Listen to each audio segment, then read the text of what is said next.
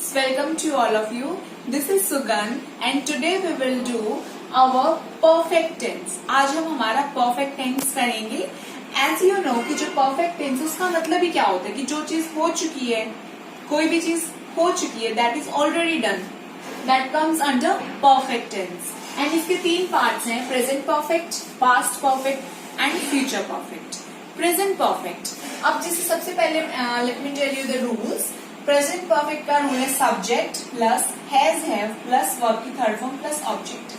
Remember, अगर हमें कोई भी चीज लर्न करनी होती है तो हम उसमें शॉर्टेस्ट तरीका देखते हैं लर्न करने का.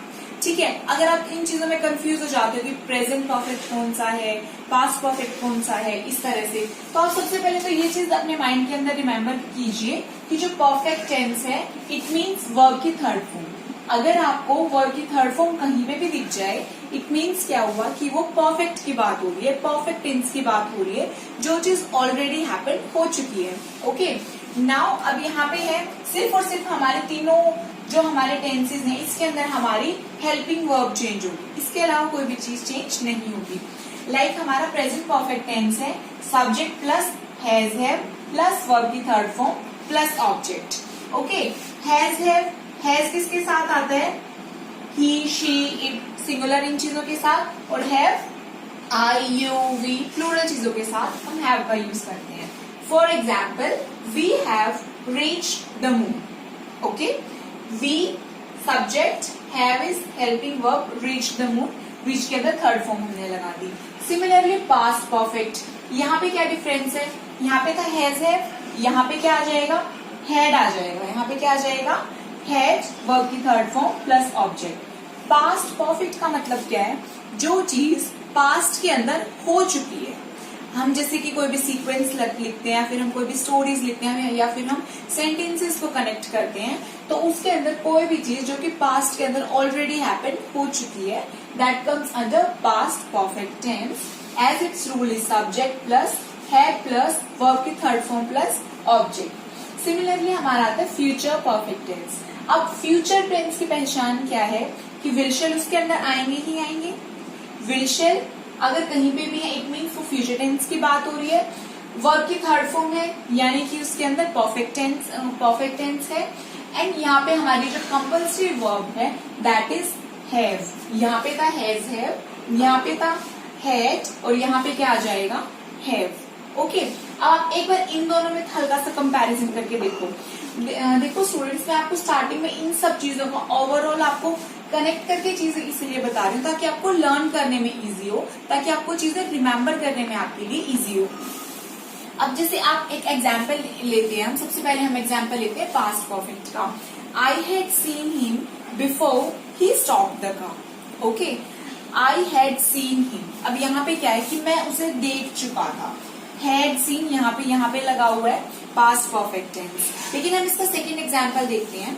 By the time I reach the station the train had left. Train had left है. अब ये यानी कि पास्ट की बात हो रही है, पास्ट की बात हो रही है क्योंकि पास्ट में कोई भी एक्शन जो कि ऑलरेडी हो चुका है यहाँ पे उसकी बात हो रही है.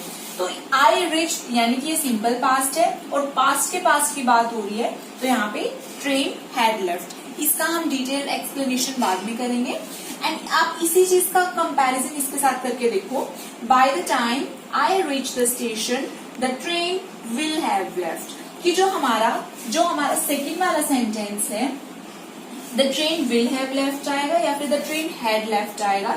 ये डिपेंड करता है कि हम किस टेंस में हैं, हम किस टेंस की बात कर रहे हैं. हम प्रेजेंट की बात कर रहे हैं, पास्ट की कर रहे हैं, फ्यूचर की कर रहे हैं. यहाँ पे हम सिंपल पास्ट की बात कर रहे हैं तो यहाँ पे क्या आ जाएगा? ट्रेन हैड लेफ्ट आ जाएगा. और यहाँ पे सिंपली जस्ट प्रेजेंट टेंस की बात है आई रीच द स्टेशन तो यहाँ पे the train will have left आएगा. ओके, आई होप आपको ये ओवरऑल चीजें आपको समझ में आई होंगी कि आप एक दूसरे से चीजों को रिलेट करके चीजों को किस तरह से लर्न कर सकते हो. To detail explanation of our present perfect tense. देखो, प्रेजेंट परफेक्ट टेंस यानी कि जो चीज अभी रिसेंटली खत्म हुई है या फिर जो चीज अभी प्रेजेंट के अंदर ही जो चीज खत्म हो रही है. ओके, अब action finished just now that comes under present perfect tense. And as I have already told you, has का यूज होता है he, she, it and singular verb के साथ, एंड हैव का यूज होता है I, we, you, they plural verb के साथ. Now let's see some examples. Okay, first example is I have had lunch just now. अब यहाँ पे जो हैव है हम उसको as a helping verb use करें, तो यहाँ पे I have lunch just now, इसका इजीली इसका जो है एग्जाम्पल है ये. हैड मतलब कि हो चुका है lunch. Okay, he has already had his lunch, कि ही उसने अपना लंच ऑलरेडी वो कर चुका है. जैसे हैड का लंच के साथ क्या कॉम्बिनेशन है कि जैसे हो चुकी वो चीज. ओके, लेकिन अगर हमने उसको रिसेंट में दिखाना है तो आई के साथ हैव का यूज होता है और ही के साथ हैज का यूज होता है. एंड जो ऑलरेडी है वो हमेशा हेल्पिंग वर्ब के बाद यूज होता है. Already is used after helping verb and before main verb से पहले. तो he has already had his lunch. I have done my graduation from DU. I have done have verb की third form from Delhi University. Next is science has made our life comfortable. तो यहाँ पे क्या example आ गया, science और has. तो ये सब के सब एग्जाम्पल्स किसके हैं, प्रेजेंट परफेक्ट टेंस के. तो प्रेजेंट परफेक्ट टेंस का जो सेकंड जो इम्पोर्टेंट पॉइंट है वो ये है, that is used at the time of when work is going to be finish. कि जब खत्म होने का टाइम होता है ना, कि जो चीज बस खत्म होने वाली है, हम वहां पे भी प्रेजेंट परफेक्ट टेंस का यूज करते हैं. For example, he has finished 2 chapters so far, कि उसने अभी तक 2 चैप्टर्स किए हैं, यानी कि खत्म हो चुके हैं ऑलमोस्ट. तो यहाँ पे क्या होगा, हमारा प्रेजेंट परफेक्ट टेंस होगा. आई haven't seen the movie yet, कि मैंने अभी तक मूवी नहीं देखी है. जो हमारा येट है इसका यूज क्या होता है, यानी कि up to the point of speaking, कि बोलने के टाइम तक, कि अभी तक तो मैंने नहीं देखी है ना. तो I haven't seen the movie yet. तो yet is used up to the point of speaking. Next is I didn't ate anything yet. अगर हम ये बोलें कि मैंने अभी तक कुछ नहीं खाया, तो हम इसका कैसे यूज करेंगे, हम यहाँ पे प्रेजेंट परफेक्ट टेंस का यूज करेंगे. I haven't eaten anything yet. हम ये नहीं बोलेंगे I didn't ate anything yet. अगर हमने येट का यूज नहीं किया है तो यहाँ पे हम बोल सकते हैं I didn't eat anything. But apart from this, if you are using yet, then we have to write I haven't eaten yet. हमने जो रूल किया है रिसेंटली, आप उसको अपनी नोटबुक में नोट डाउन कर सकते हैं, फिर आप उसको अच्छी तरह से रिमेम्बर कर सकते हो. Generally, yet, so far, etc. These words related sentences are used in present perfect tense. अगर किसी भी सेंटेंस के अंदर generally, yet, so far इन words का use हो, then we will always use present perfect tense. Okay. And हमारा जो next rule है वो ये है कि अगर कहीं पे भी if we use simple past after since, अगर हमने हमारे किसी भी सेंटेंस के अंदर सिंस वर्ड का यूज हो रहा है एंड सिंस के बाद सिंपल पास्ट अगर कहीं पे भी यूज हो रहा है, तो हम उससे जस्ट पहले we will always use present perfect tense. Okay, if we use simple past after since, since के बाद कहीं पे सिंपल पास्ट, तो हम हमेशा सिंस से पहले वाले सेंटेंस के अंदर प्रेजेंट परफेक्ट टेंस करेंगे. Let's see it's example. I have seen him thrice since I moved to India for good. अब देखो since है, since के बाद हमने simple past का यूज किया है I moved.